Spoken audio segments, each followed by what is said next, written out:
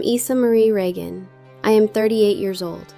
I am telling you this now because for 3 years I have been the quiet daughter, the one who brought the potato salad to every cookout and who never said no when my mother called at 6 a.m. asking me to cover a shift at the church nursery. I am done being quiet. I work nights as a charge nurse at Ohio Health Marion General. I have worked there for 11 years. I know the sound a ventilator makes when the pressure is too high. I know how to start an IV on a 90-year-old woman whose veins roll, and I know how to tell a family their father is not coming home. What I did not know until last September was how to tell my own 5-year-old daughter that her grandfather thought she was not real. My husband is Daniel Reagan. He is 39, 6'3", hands like catcher's mitts from working diesel engines at AgPro. He did 2 tours, one in Kandahar and one in Kuwait, and he came home with a bad left knee and a habit of checking the locks 3 times before bed. He does not talk much, but when he does, people listen. We met at the Marion County Fair in 2014. I was working the first aid tent. He came in with a cut on his forearm from a baling wire. I cleaned it, he flinched, I told him to stop being a baby. He asked me out for ice cream at the Dairy Queen on Route 23. We have been together since. We tried for kids for 3 years. 3 miscarriages. The last one was at 16 weeks. I was at work when I started bleeding in the med room. I finished my shift because we were short. Daniel found me crying in the truck in the parking lot at 7 a.m.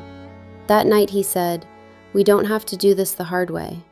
We started the adoption home study the next month. Maya Rose came to us when she was 11 months old, foster care in Franklin County. Her birth mother was 19 and using, her birth father unknown. She had a strawberry birthmark on her left ankle, and she screamed every time we put her down. The first night she slept on my chest for 6 hours straight, while Daniel sat in the rocking chair watching us both like we might disappear. The adoption finalized on a Tuesday in March 2021. Judge Henderson in Delaware County. He asked Maya, who was 2.5 and holding a graham cracker, "Do you want Issa and Daniel to be your mommy and daddy forever?" She said, "Yes, with sprinkles." The courtroom laughed. Daniel cried. I have never seen him cry before or since. My parents, Richard and Patricia Reagan, came to the courthouse. My dad wore a tie. My mom brought a gift bag with a pink blanket. After, at lunch at Bob Evans, my dad leaned over and said to me, not unkindly, "Well, at least you won't have to worry about college. She'll get all kinds of scholarships, you know, for being..." He didn't finish. My mom kicked him under the table. I pretended I didn't hear. That is the thing about my family. We are good at pretending. My dad, Richard, is 67 now. He ran Reagan Hauling for 30 years, 3 dump trucks, mostly gravel for the county. He coached Derek's Little League team, and he never missed a Sunday at First Methodist until his hip went bad. He believes in blood, in last names, in boys carrying on the business. He believes a handshake is a contract, and paperwork is for people who don't trust each other. My mom, Patricia, is 65. She taught 2nd grade for 34 years. She makes the best deviled eggs in Marion County, and she sends birthday cards 2 weeks early. She also has spent 40 years smoothing over whatever my dad says. He didn't mean it like that, Issa. He's from a different generation. He's just tired. My brother Derek is 35. He is charming and broke. He has worked at the Honda plant, at the casino as a dealer, selling roofs, selling cars. He has 2 boys, Tommy and Ethan, with his wife Sarah. Sarah is the only reason those boys have clean clothes. Derek has a gambling problem he calls having a system. My parents have bailed him out 4 times that I know of. In the fall of 2020, everything collapsed. COVID killed the construction jobs. Reagan Hauling had 2 trucks repossessed. My parents were 9 months behind on the mortgage on Chestnut Ridge, the house I grew up in. Midland Valley Bank sent the notice of default. They were 30 days from sheriff's sale. They did not call Derek. They called me. It was a Sunday night in October. I was on my lunch break in the break room eating cold mac and cheese. Mom was crying. Dad got on the phone and said, "We need $180,000, Issa, just to get current and pay off the line of credit." I almost choked.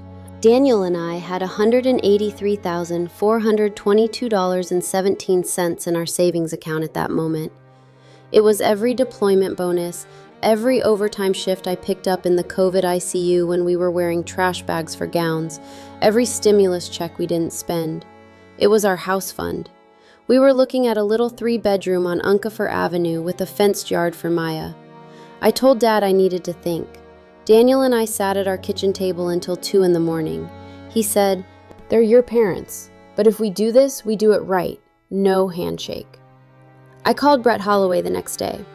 Brett and I went to River Valley High together. He is now a real estate attorney in Delaware.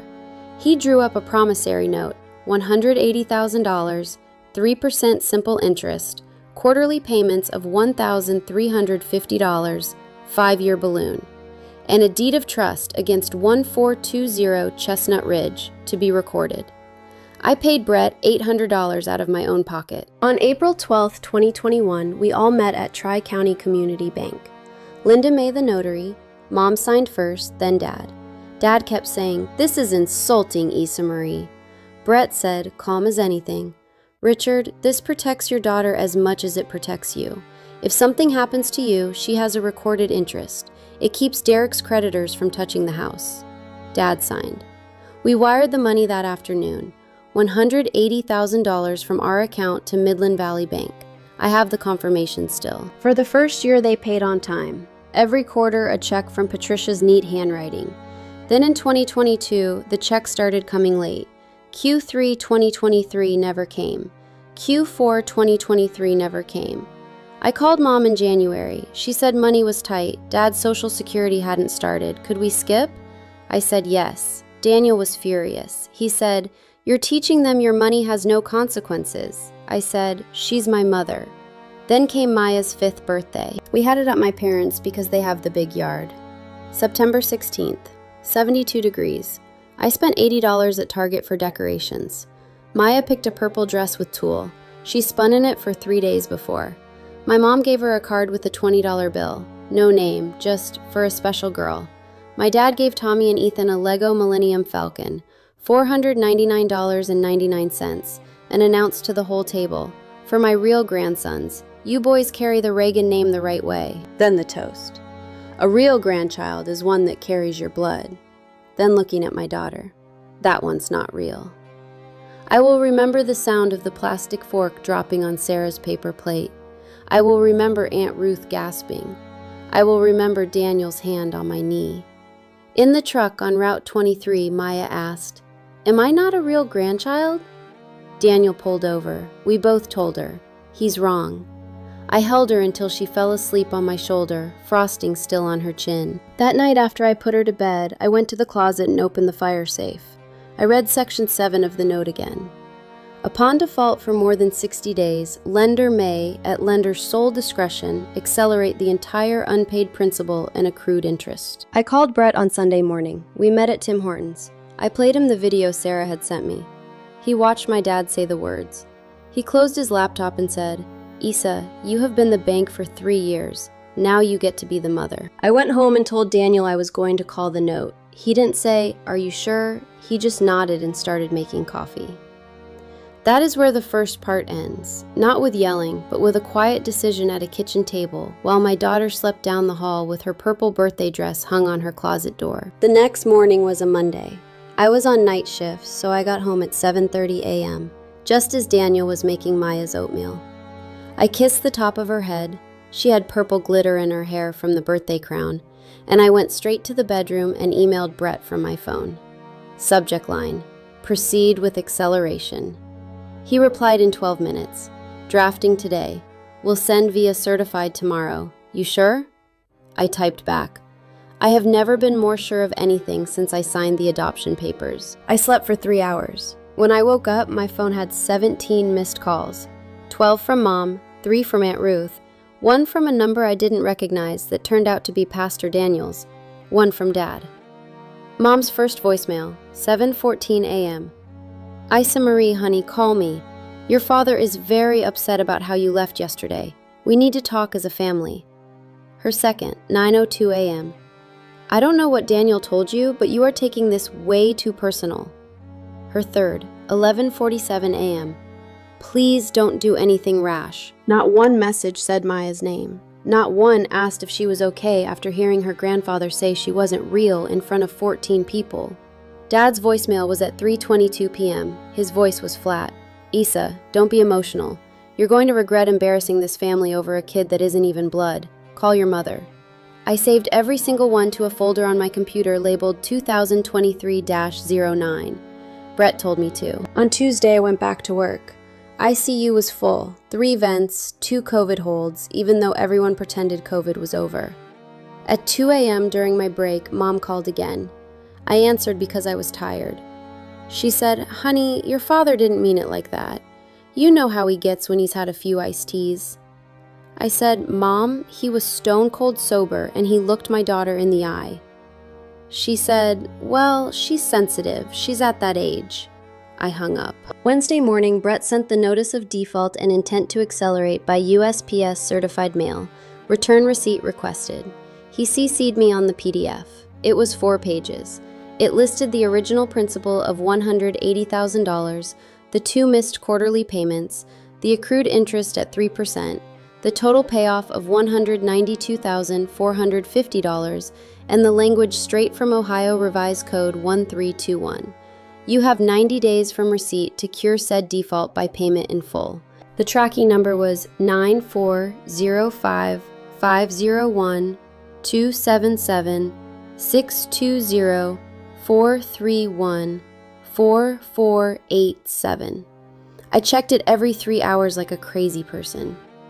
Thursday at 11:03 a.m., the status changed to delivered, signed for by P. Reagan. My mother signed for the letter that said I was going to take her house if she didn't pay me back the money I had given her to save it. She called me at 11:07, screaming, not crying, screaming. "How could you do this to us after everything we've done for you?" I was in the Walmart parking lot buying diapers for Maya, even though she was potty trained for 2 years. I just needed to get out of the house. I said, "Mom, after everything you've done for me, you let Dad tell my daughter she wasn't real and you laughed." She said, "I did not laugh." I said, "You did that nervous laugh you do at the Elks. It's on video." She hung up. That Friday, Sarah texted me, "Can we meet? Not at your parents', please." We met at the Target on Route 95. She got in my passenger seat and she didn't even close the door all the way before she started crying. Her mascara ran down into the lines around her mouth. She said, "I have to tell you something because Derek will never tell you and your dad will lie until he dies." She pulled out her phone and opened her photos, screenshots, Venmo transfers from Patricia Reagan to Derek Reagan. $5,000 on June 3rd, 2021. $7,500 on June 17th, 2021. $12,000 on July 2nd, 2021. Then photos of cashier's checks from Tri-County made out to Hollywood Casino Columbus. $25,000, $18,000. She said, "When you wired the $180,000 in April 2021, your parents only sent $120,943.22 to Midland Valley to cure the mortgage. Your dad took the other $59,056.78 and paid off Derek's markers. He owed a bookie in Columbus and the casino. He was going to get hurt, Issa. Your dad told my husband, 'We can't let them break my grandson's father's legs.'" I sat there with the air conditioning blowing on my face, and I felt nothing. Not anger, just cold. I asked, "Does Mom know?" Sarah laughed, a bitter sound. "Your mom drove him to the casino to get the checks. She told me, 'Blood takes care of blood.' That was the phrase. Blood takes care of blood." I drove home and I threw up in our bathroom sink. Daniel held my hair. I told him everything Sarah said. He didn't say a word for a long time. Then he said, "So they used our house money to save Derek. Then they missed payments to us because they were broke again. Then your dad stood up at your daughter's birthday and said she wasn't real because she doesn't have their blood." I nodded. He said, "Okay." That night, Dad called at 9:14 p.m. I answered on speaker so Daniel could hear. I said, "Did you take $59,000 of the money we gave you to save your house and give it to Derek to pay his gambling debts?" There was a pause. I could hear the TV in the background, Wheel of Fortune. He said, "That money was a gift, Issa Marie. You are twisting this." I said, "It was a loan, Dad. You signed a note. It's recorded at the courthouse. Instrument number 2021045671. 8 seconds of silence. I counted them in my head. 1, 2, 3, 4, 5, 6, 7, 8. Then he hung up. The next Tuesday, Mom showed up at my house at 10 a.m. with a loaf of raisin bread, still warm in foil. She let herself in the back door like she always does. Maya was at preschool. Mom put the bread on the counter and tried to hug me. I stepped back. She said, "Your father is under a lot of stress. His doctor says his blood pressure." I cut her off. "Mom, did you know about the $59,000? She looked at the floor. She picked at the foil. She said, "Derek is his son. He was in trouble." I said, "Maya is your granddaughter. She was at a table while her grandfather told her she wasn't real." She said the line she had been rehearsing for 40 years. "He's from a different generation, Isa." I looked at this woman who taught me to read, who stayed up with me when I had pneumonia at 9, and I said the truest thing I had ever said to her. "I'm not taking anything from you, Mom. The document is doing what the document does. You signed it." She left the bread. I threw it away after she left because I couldn't stand the smell. On Thursday, I had to deposit my paycheck at Tri-County. Derek was in the lobby. He must have been waiting. He came right up to me, loud, in front of Mrs. Abernathy, the teller, and 2 old farmers. "You are killing our parents over a kid that isn't even yours," he said. "You always were jealous because I gave them real grandkids." Carl, the security guard, who is 71 and has known my dad since the Elks in 1982, stepped between us. He put his big hand flat on Derek's chest. He didn't push, he just held it there. He said, "Son, lower your voice in a bank. And that little girl is more Reagan than you ever were, the way Isa and Daniel love her." Derek left. Carl looked at me and winked. I cried in my car for 20 minutes. That night at bedtime, Maya asked me again. She does this when she's working something out. "Mommy, am I adopted?" I said, "Yes, baby." She said, "Does that mean I'm not real?" I pulled her bunny up under her chin. I said, "No, it means you were chosen. It means we filled out more paperwork for you than most people fill out for a house. It means you are real on purpose." She thought about that. Then she said, "Okay, can I have extra sprinkles tomorrow?" I said yes. On day 30 of the 90-day notice, I got a text from an unknown Columbus number. It was Wade Caldwell of Caldwell & Associates. "Ms. Reagan, I represent your parents. We should talk before this gets ugly." I forwarded it to Brett. He replied, "Do not respond. Let him get ugly. It's better for us." I didn't sleep much that month. I worked nights, came home, made breakfast, took Maya to preschool, slept 3 hours, picked her up, made dinner, went back to work. Daniel took extra shifts at the shop so we wouldn't have to touch savings. We were living on fumes and anger and love for that little girl. On day 44, Maya brought home her family tree project from Marion Christian Preschool. Miss Renata had helped them draw a big oak tree. Maya had colored it green and purple. At the bottom, in her wobbly handwriting with Miss Renata's help, it said, "Mommy Isa, Daddy Daniel, me, Maya Rose."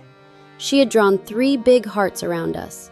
No grandparents, no uncles, just us 3. I took a picture and sent it to Brett. He texted back, "Exhibit A." That Sunday, Pastor Daniels called again. He left a voicemail about grace and forgiveness and the prodigal son. I didn't call back. I was too busy being the mother of a real daughter. On day 45, the letter from Wade Caldwell arrived by FedEx. Not certified, FedEx, like he wanted to make sure we felt the importance.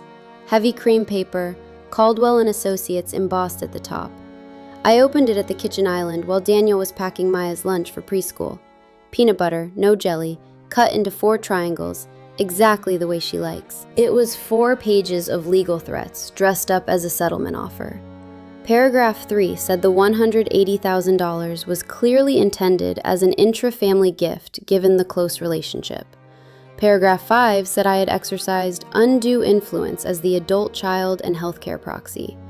Paragraph 7 is the one I have memorized. It said, "Miss Reagan's decision to accelerate appears to be in direct retaliation for a familial disagreement regarding the status of a non-biological minor child residing in her household, causing severe emotional distress to my clients who are senior citizens on a fixed income." He called my daughter a non-biological minor child. In a legal letter, he reduced Maya Rose to a phrase you use for a foster placement. Daniel read it over my shoulder. He set Maya's lunchbox down very carefully, walked to the sink, and threw his coffee mug into it so hard it shattered. He didn't yell.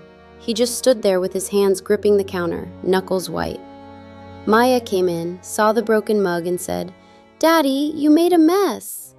He turned around, picked her up, and said, "Yeah, baby, Daddy will clean it." I scanned the letter and sent it to Brett. He called me back in 6 minutes. He was laughing. Not a mean laugh, a real one.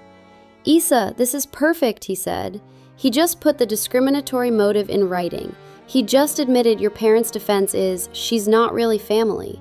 Do you know how fast a Marion County judge will throw this out?" I said, "I don't care about winning. I care about her." He said, "That's why you're going to win." Wade offered $20,000 to settle the entire $192,450 note, in the spirit of family harmony. Brett drafted a 2-sentence rejection. "Our client declines. Please direct all further communication to this office." The deposition was scheduled for day 62 at Caldwell's office in Columbus, on the 14th floor overlooking the Scioto River. I wore my navy blue scrubs because I came straight from a night shift. I didn't have time to change, and I wanted Wade to see exactly who he was dealing with. A tired nurse, not a socialite. The conference room was mahogany and glass. A court reporter with long nails set up her machine. Wade was 50-ish, tan in November, cufflinks with little scales of justice. My parents were not there, which Brett said was strategic. He didn't want them to hear what I would say under oath. Wade started soft. "Miss Reagan, can you state your full name for the record?" "Isa Marie Reagan." "And your occupation?" "Registered nurse, charge nurse, Ohio Health Marion General." "And your relationship to Richard and Patricia Reagan?" "They are my parents." For an hour he went through the loan documents. Did I prepare them? No, Brett did. Did I explain the terms? Yes. Did my parents understand? Yes. Did they have independent counsel? No, they declined. Did I pressure them? No. Then he shifted. "Miss Reagan, why did you and your husband choose adoption?" Brett objected to relevance. Wade said, "Goes to motive, Your Honor," even though there was no judge. I answered anyway, "Because we couldn't have biological children safely after 3 miscarriages." He leaned forward. "Isn't it true that your father has always had concerns about the adoption?" My father had concerns about everything that wasn't his idea. Did he ever express that Maya was not a real Reagan? Yes, at her 5th birthday party in front of 14 witnesses on video. Wade flipped a page. "And isn't it true that you initiated this foreclosure action less than 72 hours after that party?" Yes. "So this is about punishing your father for his opinion." Brett started to object. I held up my hand. I wanted to answer. I said, "No, Mr. Caldwell, this is about enforcing a contract my parents signed when they took $180,000 of my family's house fund and gave $59,000 of it to my brother to pay his gambling debts. This is about the fact that they missed 2 quarterly payments before the party. This is about the fact that my daughter heard her grandfather say she wasn't real, and I decided that night that I would never again let my child's security depend on people who think love is a blood type." The room was quiet, except for the court reporter's keys. Wade tried one more time. He leaned in, voice soft like we were friends. "Miss Reagan, do you love your father?" I did not hesitate. I had rehearsed this answer, in the shower, in the car, at 3 a.m. while checking Bents. I said, "I love my daughter more than I fear disappointing my father." Brett exhaled next to me. Wade sat back. He knew he was done. In the elevator down, my hands were shaking so hard I couldn't push the button. Brett pushed L for me. He said, "You okay?" I said, "Paper remembers longer than feelings do. That's why we did the paperwork, right?" He nodded. "You just won your case." That night, I couldn't sleep. I sat in Maya's room while she slept, watching her chest rise and fall. She had kicked off her blankets. I pulled them up. She murmured, "Mommy?" without opening her eyes. I said, "I'm here." She went back to sleep. Day 75. Mom called and left a voicemail crying. Not angry crying, real crying. "Isa, your father is not sleeping. His blood pressure is 190 over 110. The doctor says it's stress. Please, can we just talk?" I didn't call back. I sent the voicemail to Brett. Day 82. Derek texted me from a new number. "You win. They'll lose the house. Are you happy?" I blocked the number. Day 89. Brett called. Tomorrow is day 90. They have until 5 p.m. to wire the full payoff. They won't. I've already drafted the foreclosure complaint. Are you ready? I was at work, on my break, eating yogurt in the med room. I said, I'm ready. Day 90 was a Monday, January 15th. It snowed that morning, the first real snow of the year in Marion. I dropped Maya at preschool. She was wearing her pink snow boots. She waved at me through the window. At 4:47 p.m., Brett texted, Nothing, filing now. At 4:58 p.m., he sent me the case number. Marion County Common Pleas, case number 2024-CV-0147, Reagan versus Reagan. At 5:03 p.m., he sent the confirmation that the list pendants had been recorded against 1420 Chestnut Ridge Road. At 5:17 p.m., my phone rang. Mom. I let it go to voicemail. She sobbed. Isa, we're going to lose the house. The bank called. They said there's a lien. What did you do? I sat in my car in the hospital parking lot, engine running for heat, and I listened to my mother cry. I felt sad, and I felt clear. Those two things can live in the same chest. I drove home, made spaghetti, helped Maya with her puzzle, put her to bed. At 9 p.m., Daniel and I sat at the kitchen table with the laptop open to the Marion County Recorder's website, looking at the PDF of the list pendants, with my name as plaintiff and my parents' names as defendants. Daniel said, You okay? I said, I will be when her college is paid for. He reached across the table and held my hand. The next day, my dad tried to go to Midland Valley Bank to get a reverse mortgage to pay me off. The loan officer, a woman named Karen who had gone to high school with me, pulled the title report, saw the open deed of trust and the list pendants, and denied him on the spot. She called Brett to confirm the payoff amount. Brett told me later, she said, Tell Isa I'm sorry she has to do this, but I'm proud of her. That weekend, I got a call from Uncle Paul, my dad's brother from Toledo. He said, Richard called me crying. He said you're taking his house because he hurt your feelings. I said, Uncle Paul, do you want to see the video? He said yes. I sent it. He called back 10 minutes later. He was quiet for a long time. Then he said, Isa, I'll be at the family meeting, and I'll be on your side. I hadn't even called a family meeting yet, but I knew I would have to. I called the family meeting for the following Sunday at 3 p.m. Not at my house, at theirs, at 1420 Chestnut Ridge. I wanted them to sit in the living room they were about to lose and hear the truth in that space. I told Brett to come, not as my lawyer, but as a witness. Daniel came because he goes everywhere with me now. I invited Mom and Dad, Derek and Sarah, Aunt Ruth, Uncle Paul from Toledo, Mom's sister Linda and her husband Paul from Michigan, and Pastor Daniels because Mom asked. 14 adults in a room that smelled like potpourri and old carpet. Dad sat in his recliner, the one with the duct tape on the arm. Mom sat on the couch clutching a tissue. Derek stood by the fireplace like he owned it. Sarah sat as far from him as she could, next to me. I brought a projector. I had stayed up until 1 a.m. the night before, making the slides on my laptop at the kitchen table, while Daniel slept on the couch behind me. Slide 1. The promissory note, dated April 12, 2021, with their signatures in blue ink. Slide 2. The wire confirmation from our joint account to Midland Valley Bank, $180,000. Slide 3. The deed of trust, recorded Marion County Instrument Number 202-104-5671. Slide 4. The payment ledger, 8 on-time payments, then 2 big red zeros for Q3 and Q4 2023. Slide 5. The Venmo screenshot Sarah gave me, the casino cashier's checks. Slide 6. The video. I didn't play the sound at first. I just let them watch my dad's mouth move as he said, "That one's not real," and watch Maya's face. I didn't yell. My voice was the same voice I used to tell a family their loved one is stable. Calm, clear, no room for argument. I said, "I did not take your house. You borrowed money from your daughter and son-in-law to save it. You signed a legal document. You gave $59,000 of that money to Derek to pay his gambling debts. You then stopped paying us back. And then you humiliated my daughter at her birthday party because she does not share your DNA." Dad stood up. His face was red, the veins in his neck out. He pointed at the screen where the video was paused on Maya's face. He said, "All this, Issa Marie? All this because of that girl? You're going to put your own parents on the street for that girl?"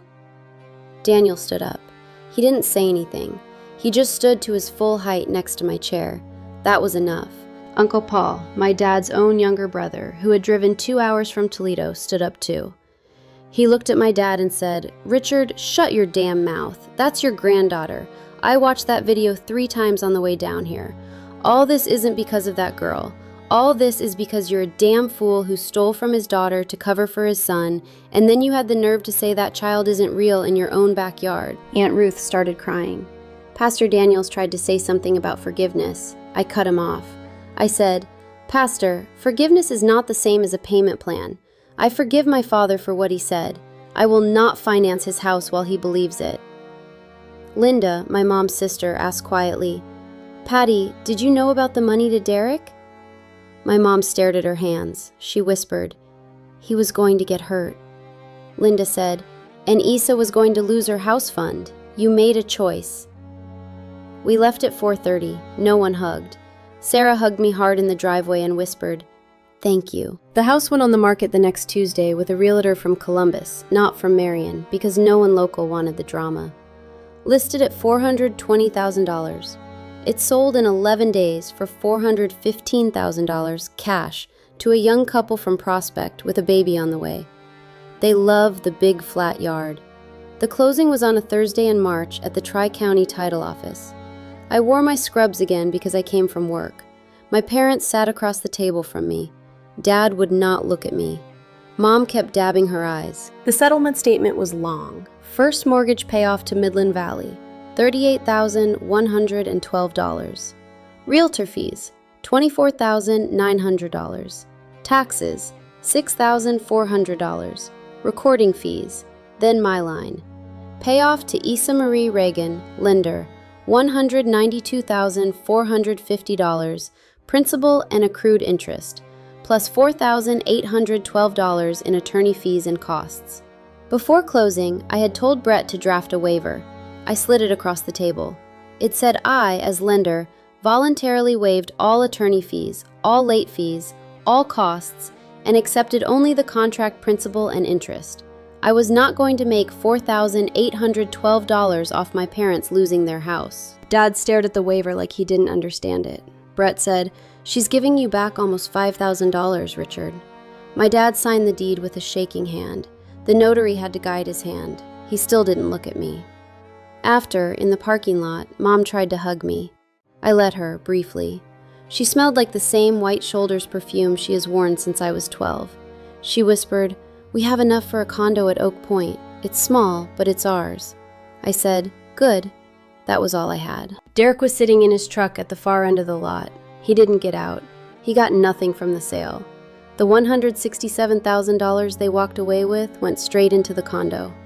The next morning, Friday, March 8th, I walked into Midland Valley Bank at 9:02 a.m.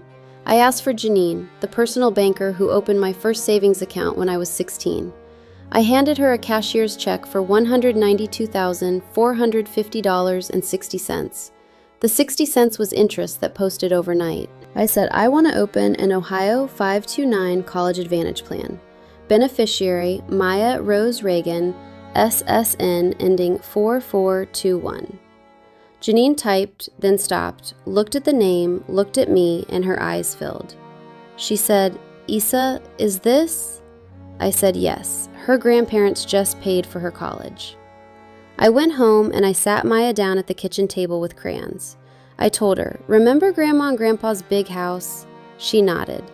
"They sold it and they wanted you to have the money for school when you're big." It wasn't the whole truth, but it was the truth she needed at 5. She drew a picture of a college, which looked like a purple square with a rainbow over it, and wrote, "Maya's College," in wobbly letters. I framed that one too. That was 8 months ago. This past Thanksgiving, we hosted for the first time.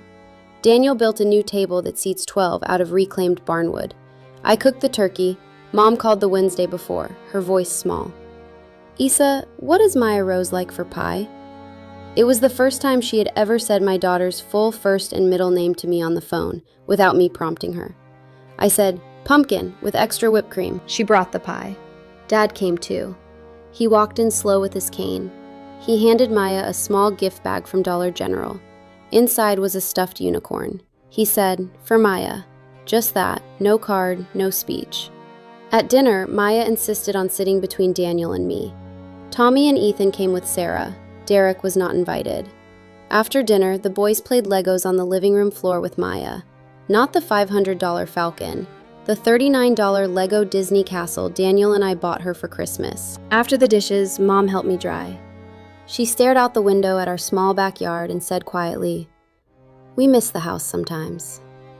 I dried a plate and said, "I miss the grandparents I thought you were before the party." She nodded and didn't say anything else.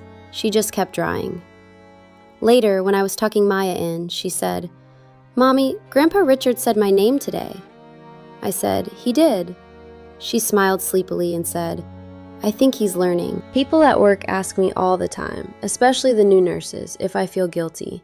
If I regret that my parents had to downsize at 67 and 65 because of one sentence at a birthday party. I tell them the truth.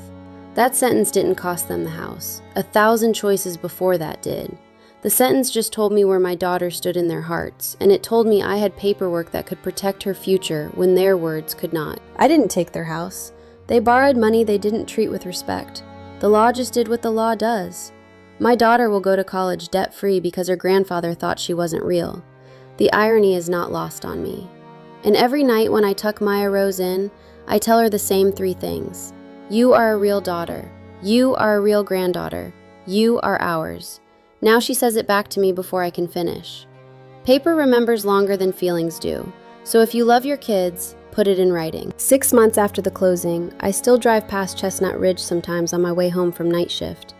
The young couple painted the front door blue and put a little plastic slide in the yard where Maya's birthday table was. It looks happy. It looks like it should. My parents live in a 2-bedroom condo at Oak Point now. No yard to mow. Mom says it's easier on Dad's hip. Dad doesn't say much at all anymore when we see them. Last Sunday, he sat on our couch and watched Maya build a Lego tower. When it fell, he picked up the pieces and handed them to her without a word. She said, "Thank you, Grandpa." He nodded. That's progress. Derek is in rehab in Columbus for the 2nd time. Sarah brings the boys over every other Friday. Tommy asked me last week, "Anissa, are we still family?"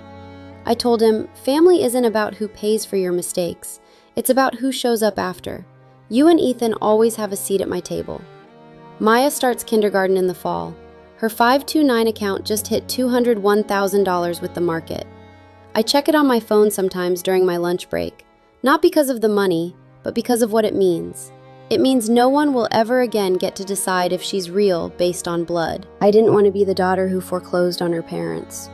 I wanted to be the daughter who brought potato salad. But I am also the mother who will burn down a house to keep her child warm, even if that house has my childhood bedroom in it. So if you're listening to this and you've ever been told you're overreacting, that you're tearing the family apart, that you should just let it go for the sake of peace, I want you to hear me. Peace without respect is just quiet. Put it in writing. Protect your babies. Let paper remember what people forget. I am Issa Marie Reagan. I am 38 years old, and my daughter is real. Thank you for listening to our story. If you believe family is about love, not just blood, please like this video, share it with someone who needs to hear it, and subscribe to the channel. It helps more stories like Maya's find the people who need them. I'll see you in the next one.